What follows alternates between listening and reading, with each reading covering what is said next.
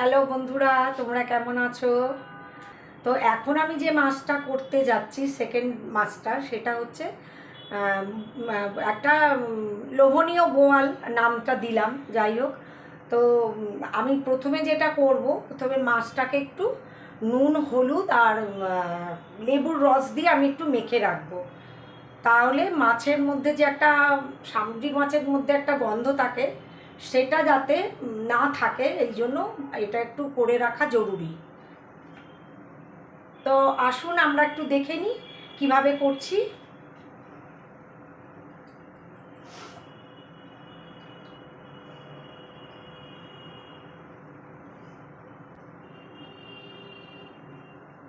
এইভাবে করে একটু লেবুর রস দিতে হবে।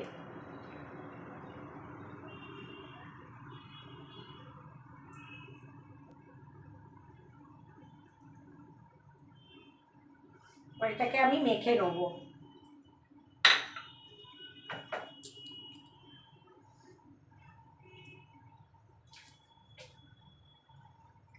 এবারে ভালো করে আমি মাছগুলোকে মেখে নেব। 15-20 মিনিট রাখতে পারেন, মিনিমাম 10 মিনিট রাখা উচিত। আর আমারও হাতে সময় কম, তাই আমি অল্প সময় রাখবো, তারপরেই আমি রান্নাটা শুরু করে দেবো। এরপরে আর আমি এর মধ্যে একটু কুমড়ো ইউজ করব, যেহেতু আমার হাজব্যান্ড কুমড়ো দিয়ে খেতে এটা ভালোবাসে, সেই জন্য আমি এটাতে একটু কুমড়ো ইউজ করব। ধাপে ধাপে আপনাদের দেখাতে থাকবো।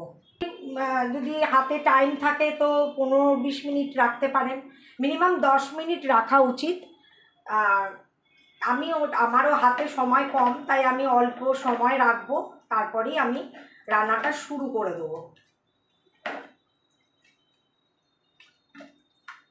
এরপরে আর আমি এর মধ্যে একটু কুমড়ো ইউজ করব, যেহেতু আমার হাজব্যান্ড কুমড়ো দিয়ে খেতে এটা ভালোবাসে, সেই জন্য আমি এটাতে একটু কুমড়ো ইউজ করব।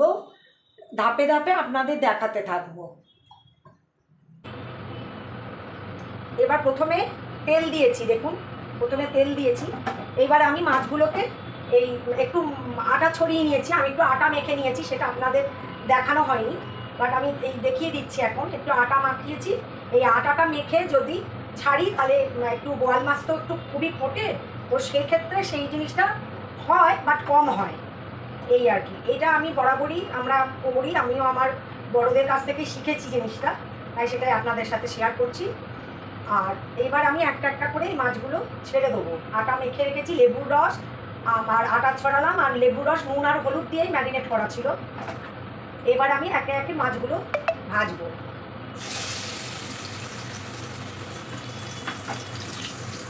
ওটা ভাজা হবে, খুব কড়া ভাজা হবে না,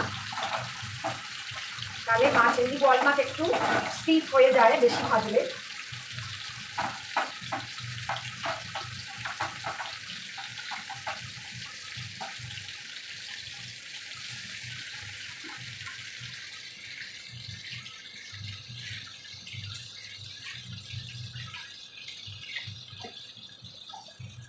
এইগুলো একটু এরকম ছড়িয়ে ছড়িয়ে দেবো, যাতে মাছগুলো ছেড়ে আসে। দেখুন, আমি একদম জল ছাড়া রেখেছি বলে অতটা ফাটছে না, তার মধ্যে আটাও দিয়েছি, ভাজতেও সুবিধা হয়। তো আমার এটা এক পিঠটা হোক, ততক্ষণে আমি আপনাদের দেখিয়ে দিই যে এখানে দেখুন, আমি এক পিঠটা উল্টে দিয়েছি, সব মাছগুলোই আমার ভাজা হয়ে গেল। এবার আমি মাছগুলোকে আস্তে আস্তে তুলে নিচ্ছি। দেখুন, কয়েকটা পিস তুলে নিয়েছি, আবার বাকিটা আমি তুলে নিচ্ছি।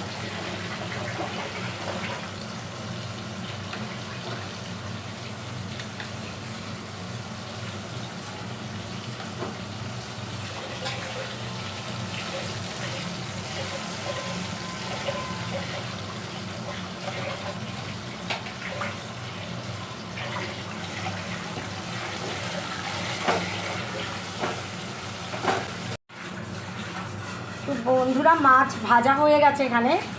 এবার আমি কুমড়োগুলো ভেজে নেব।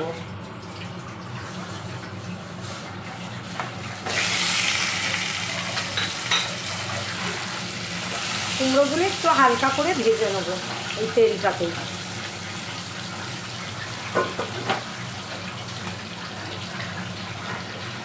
তেলটাতেই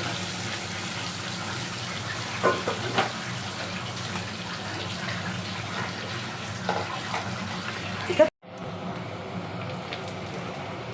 দেখুন আমার মাছ ভাজাটা পেঁয়াজ ভাজাটা অনেকটাই ভাজাটা হয়ে এসছে। এটা মোটামুটি ছোটো মিডিয়াম পেঁয়াজগুলো, ছোটো খুব না, মিডিয়াম পেঁয়াজ দুটো দিলে আমার তো মানে দুটো দিলে হয়ে যাবে আর কি।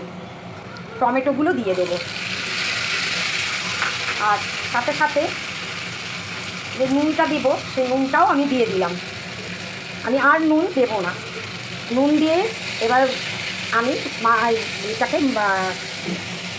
টমেটো আর পেঁয়াজটাকে একটু নরম করে নুন দিয়ে ঢাকা দেবো একটু মজুর। তারপরে একে একে এই মশলা দিয়ে এবার কষানোটা আপনাদের দেখাবো। এবার আমি ঢাকনাটা খুললাম। এবার একটু নরম হয়ে গেছে মশলাগুলোকে, এবার একটু নেড়ে চেড়ে নরম হয়ে গেছে। দেখুন প্রথমে টমেটো কাঁচা লঙ্কা যে বাটা পেস্টটা সেটা দিয়ে দেবো। আমি কিন্তু কোনো রকম শুকনো লঙ্কার ব্যবহার করছি না, তবে একটু কাশ্মীরি লঙ্কার গুঁড়ো আমি দেবো, ওটাতে কোনো ক্ষতি হয় না। আমরা এটা দিলাম একটু ধনের গুঁড়ো আর জিরে গুঁড়ো সমান সমান প্রপোর্শনেই দিলাম, ওই ধরুন 1 চামচের কম। এইবার আমি এটাকে আঁচটা বাড়িয়ে দিয়ে এবার কষবো। সামান্য 2 দানা মিষ্টি এটা টেস্টটাকে এনহ্যান্স করবে।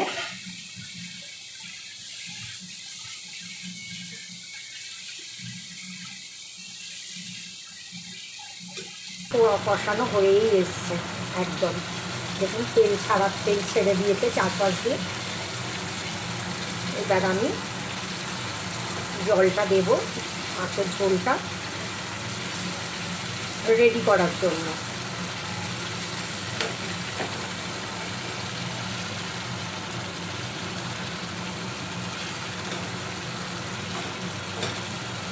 কষানোটাই একটু ধৈর্য ধরে করতে হয়, তাহলে খেতে খুবই ভালো হয়।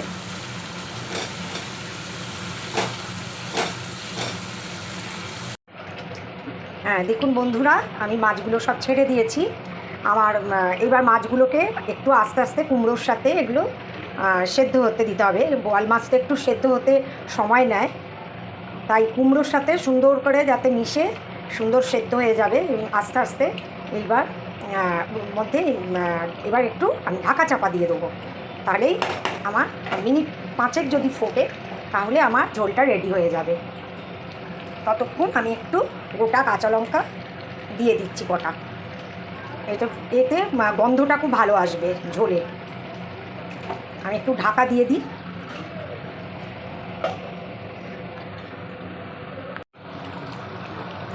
দেখুন বন্ধুরা, আমার মাছের ঝোল হয়ে গেছে।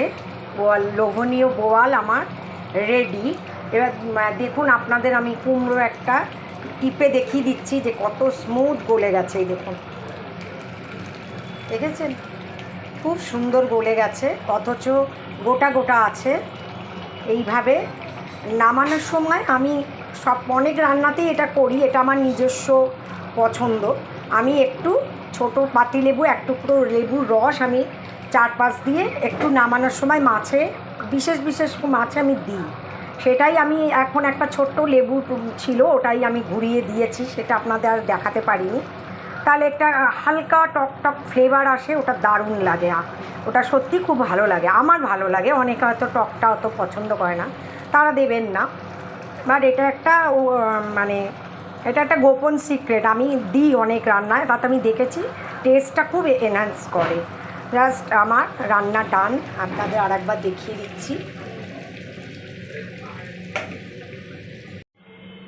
দেখুন ফাইনাল লুকটা এরকম এসছে। আপনারা করে বাড়িতে খাবেন, আর যদি ভালো লাগে আমার রান্না তাহলে আমার চ্যানেলকে সাবস্ক্রাইব করবেন, লাইক করবেন, শেয়ার করবেন এবং কমেন্টস করবেন। আপনাদের যেটা ভালো লাগে মন্দ লাগে সব রকম কমেন্টসই আমি শুনবো এবং আমি মাথা পেতে সেটা নেব। কেননা যে কোনো একটু উন্নতি জীবনে করতে গেলে তো ওঠাপড়া দিয়েই উন্নতিটা হয়। প্রথমেই তো কেউ সফলতা পায় না। তো আমার ক্ষেত্রেও সেটাই হবে। তো তাই বললাম, ভালো লাগলে বাড়ির আপনজনদের করে খাওয়াবেন আর আমাকে জানাবেন এটা কেমন হয়েছে। এর মধ্যে একটু ধনেপাতা দিলে আরও সুন্দর হতো, যেটা আপনাদের আগের মাছের রান্নাতেও আমি বলেছি। আর এই রান্না তো আজকে আমার যেহেতু ধনেপাতা বারণ তো ঘরে, সেই জন্য আমি দিতে পারিনি।